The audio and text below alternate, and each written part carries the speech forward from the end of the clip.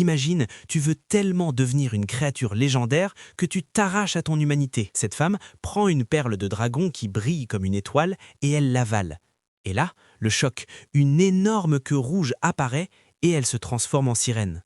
Sans réfléchir, elle plonge dans l'océan, persuadée que c'est le début de sa nouvelle vie. Sauf qu'il y a un détail terrifiant. Une sirène dégage un parfum envoûtant, un parfum qui attire les hommes comme une malédiction. En quelques instants, des centaines de personnes se jettent à l'eau juste pour la voir. Elle se retrouve encerclée, tirée, bloquée, paniquée. Elle lutte pour respirer. C'est là qu'un jeune noble se jette dans la mer, la sort de ce chaos et la ramène sur un bateau. Il la couvre pour la protéger et au même moment, la perle perd son effet. Elle redevient humaine. Et elle comprend un truc horrible. Cette transformation n'était qu'un mode temporaire. Si elle veut devenir une vraie sirène pour de bon, il lui faut une autre perle, une perle parfaite. Alors elle vise une destination interdite, l'île des péchés. Une île cachée dans le brouillard où vivraient des sirènes loin du monde. La rumeur dit que si un humain avale la perle interne d'une sirène, il peut devenir sirène à son tour et même garder une jeunesse éternelle. Et cette rumeur a déjà contaminé la cour impériale. L'empereur aurait aperçu une sirène une seule fois, et depuis, il ne pense plus qu'à ça. Il envoie donc une flotte entière vers l'est, dirigée par une concubine ultra puissante. Le plus fou, elle a l'apparence d'une jeune femme, mais en réalité, elle a plus de 80 ans. Si elle est encore belle, c'est parce qu'elle entretient son corps avec des arts secrets. La flotte approche, mais avant même d'atteindre l'île, un mur d'eau monstrueux surgit, comme si la mer respirait. Un phénomène terrifiant appelé le souffle du dragon. Les soldats paniquent.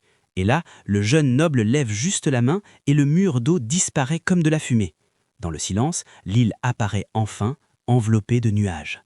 À l'intérieur, c'est irréel, des sirènes partout, calmes, magnifiques, comme si le temps n'existait pas. Mais une sirène attire l'attention, elle ne sait même plus nager. Elle manque de se noyer et le jeune noble plonge pour la sauver. Il est sur le point de la réanimer et un souvenir le frappe. 1 an plus tôt, cette sirène lui avait sauvé la vie en lui donnant sa propre perle. Elle s'était sacrifiée pour lui. Et depuis qu'elle a perdu cette perle, elle a perdu sa nature de sirène, même l'eau est devenue son ennemi. Si le jeune noble est venu jusqu'ici, ce n'est pas pour chasser, c'est pour lui rendre ce qu'il lui doit.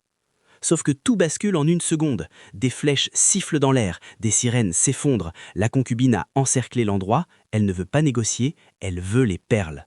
Et pendant que certaines sirènes sont encore vivantes, ces hommes se précipitent pour récupérer leurs perles comme si c'était de simples bijoux. Pour prouver que la rumeur est vraie, elle force un serviteur à avaler une perle.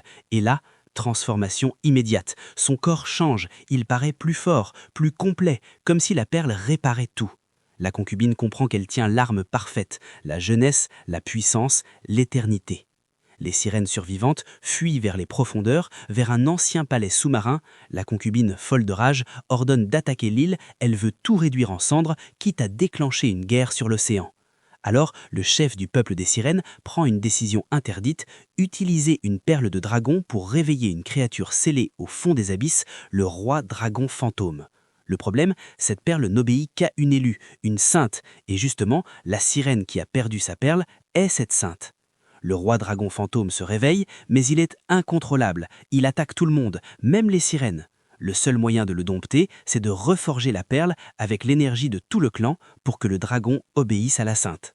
Les sirènes se rassemblent, donnent leur force, la perle brille, ça marche presque, et là, un obus tombe du ciel. Dans le chaos, le serviteur transformé vole la perle et l'apporte à la concubine. Et elle révèle son vrai rêve. Elle ne veut pas juste être jeune, elle veut être l'unique sirène dans le monde. Alors elle avale la perle de dragon. Instantanément, elle obtient une queue de sirène. Mais au lieu de s'arrêter, elle ordonne l'impensable, éliminer toutes les autres sirènes et continuer le bombardement. Elle veut régner seule sur ce mythe. Sauf que la sainte s'avance, enfin réveillée, elle fonce face au feu sans reculer. La concubine saute dans la mer et tente de contrôler le roi dragon fantôme grâce à la perle. Mais le dragon se retourne contre elle. Première action en se réveillant, il avale la perle de dragon comme si la concubine n'était qu'un simple obstacle. Sans la perle, la concubine perd tout. Son illusion de jeunesse s'effondre et la sainte, elle, récite le sort de scellement et renferme le dragon dans la perle, empêchant la catastrophe de remonter à la surface. La punition finale tombe, la concubine est transformée en simple carpe rouge, condamnée à rester prisonnière dans les profondeurs pour toujours. À ton avis, la sainte a eu raison de sceller le dragon ou elle aurait dû le laisser détruire tous ceux qui voulaient exploiter les sirènes?